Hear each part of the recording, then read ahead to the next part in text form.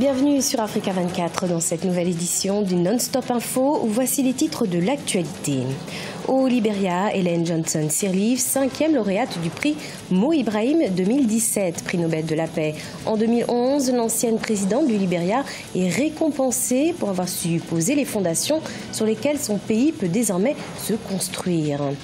L'Union économique et monétaire ouest-africaine durcit ses conditions d'accès au crédit pour les petites et moyennes entreprises, mais également pour les particuliers. Objectif, s'assurer de la fiabilité des demandeurs.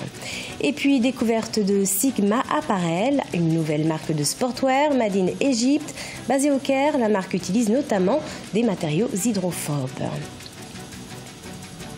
Récompensée en 2011 par le prix Nobel de la paix et première femme chef d'État en Afrique subsaharienne, Ellen Johnson Sirleaf devient aussi la première femme lauréate du prix Mo Ibrahim. La prédécesseur de George Weah est récompensée pour sa capacité à redresser un pays ravagé par des années de guerre civile. Les précisions avec Sharon Kamara.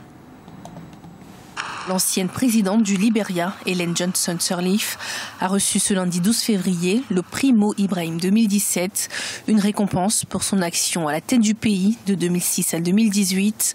Économiste de formation, l'ex-chef de l'État avait également été ministre des Finances. En 2011, elle a obtenu le prix Nobel de la paix et est entrée dans l'histoire en devenant la première femme à diriger un pays en Afrique. Ellen Johnson Sirleaf a pris la tête du Libéria quand il était complètement détruit par la guerre civile et a mené un processus de réconciliation centré sur la construction d'une nation et ses institutions démocratiques.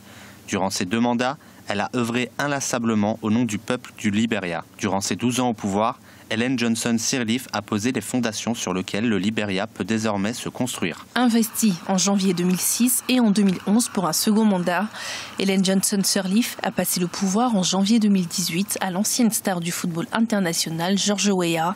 Il s'agissait de la première transition démocratique dans le pays depuis 1944. L'ancienne chef de l'État est la 5e personnalité à recevoir le prix Mo Ibrahim du nom d'un riche entrepreneur soudanais. Avoir un prix basé sur des critères propres à l'Afrique comme celui de Mo Ibrahim, en particulier la bonne gouvernance, moi, je crois que c'est un prix qui est très pertinent et qui permet de faire un peu une clarification au niveau des dirigeants africains. Le prix Mo Ibrahim récompense un ancien chef d'État ou de gouvernement d'Afrique subsaharienne pour son travail dans l'intérêt du public ou son action en faveur du développement durable et qui a quitté le pouvoir au cours des 3 dernières années. Le lauréat reçoit 5 millions de dollars étendus sur 10 ans ainsi qu'une allocation à vie de 200 000 $ par an. Les conditions d'accès au crédit bancaire se durcissent dans la zone UEMOA. L'Union économique et monétaire ouest-africaine sont concernées par ces mesures, les PME ainsi que les particuliers. Des mesures qui, selon les autorités, visent à sécuriser le système bancaire. Ibrahima Djoumaba.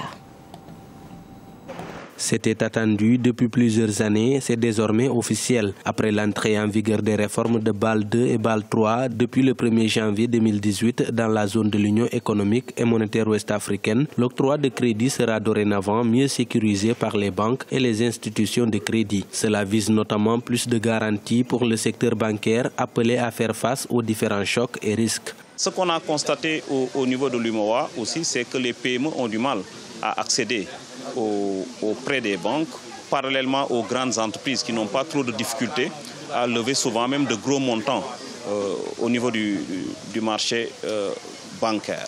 Et quand vous regardez aujourd'hui donc le nouveau dispositif donc insiste beaucoup sur ce qu'on appelle la dotation donc en fonds propres pour faire face à un certain nombre de risques, quel que soit donc l'acteur qui veut lever des fonds. Certains observateurs du marché financier ouest-africain estiment que ces nouvelles mesures sur l'octroi de crédit vont porter un coup aux petites et moyennes entreprises, mais aussi aux particuliers. Toutefois, ces derniers pourront se tourner vers les financements innovants pour lever les fonds nécessaires au financement de leurs activités.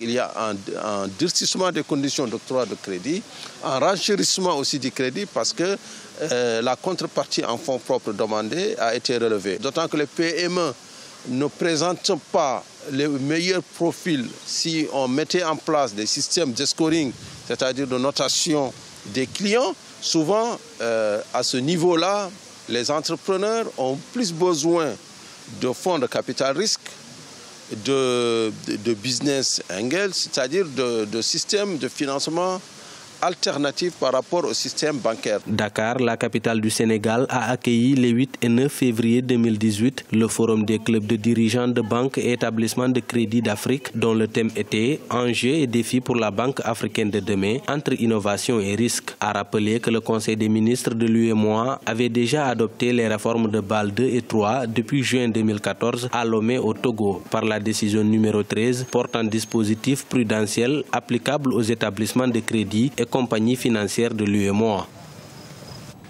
Également dans l'actualité, après l'Afrique du Sud, le Nigeria et le Kenya, Volkswagen s'installe au Rwanda.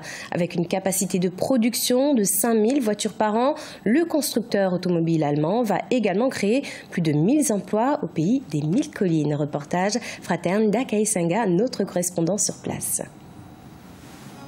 La première voiture assemblée au pays des 1000 collines sortira vers la fin du mois d'avril 2018, selon les responsables du constructeur automobile Volkswagen qui installe une branche au Rwanda. Elle sera impliquée dans l'assemblage et la vente en détail de voitures avec des centres de services et de solutions de mobilité à Kigali, un grand acquis pour le gouvernement rwandais. We also like to promote Made in Rwanda. C'est un moment historique pour nous qui faisons la promotion du Made in Rwanda. Merci à Volkswagen d'avoir choisi le Rwanda pour lancer certains de ses nouveaux produits. C'est un chapitre nouveau qui s'ouvre dans l'histoire de notre pays et nous serons toujours prêts à vous assister.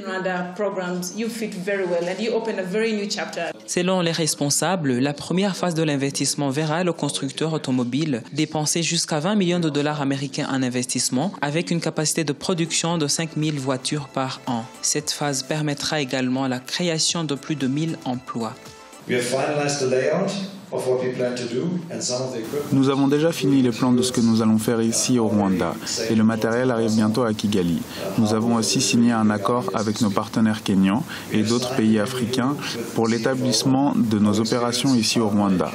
Nous allons également disponibiliser différents produits de Volkswagen pour les consommateurs rwandais. Actuellement, notre équipe sur le terrain procède au recrutement. Initialement, l'usine produira 3 modèles de voitures, mais pourra envisager plus de modèles en fonction de la demande. Elle prévoit également la possibilité d'exportation.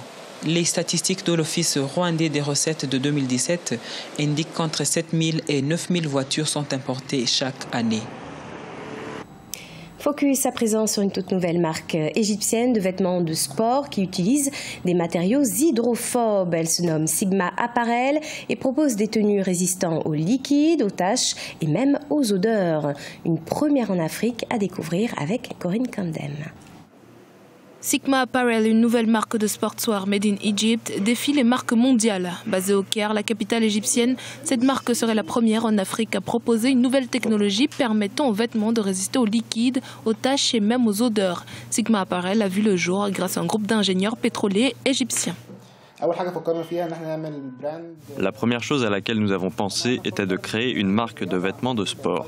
Lorsque nous avons commencé à réfléchir, nous avons découvert que le sport en général est devenu un mode de vie. Tout le monde s'efforce d'incorporer le sport dans sa journée. Faire une marque égyptienne, élégante et de bonne facture, nous avons pensé à l'Égypte et aux Égyptiens.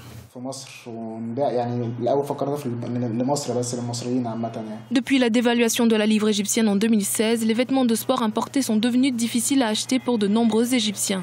Mais grâce à cette invention, El-Sam Rachwan, cofondateur de Sigma Apparel, affirme que son tissu, produit localement, offrira une alternative abordable et élégante aux vêtements de sport d'outre-mer.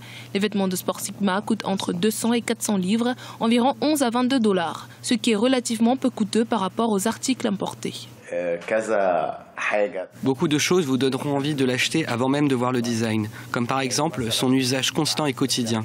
Le t-shirt ne sera pas froissé, il sera inodore. Avant que vous ne regardiez le t-shirt, ses avantages vont vraiment changer votre façon de penser. Vous n'allez pas acheter ce t-shirt et le porter qu'une seule fois. Le matériau intelligent utilisé dans Sigma Apparel a été inspiré par les marques internationales de vêtements de sport qui ont déjà commencé à utiliser des matériaux hydrophobes. La marque sportive a lancé 2 collections en 2017 et prévoit de lancer 5 nouveaux produits en 2018. C'était le journal de la rédaction. Merci de votre fidélité. Retrouvez dans un instant une nouvelle édition de l'information sur Africa 24.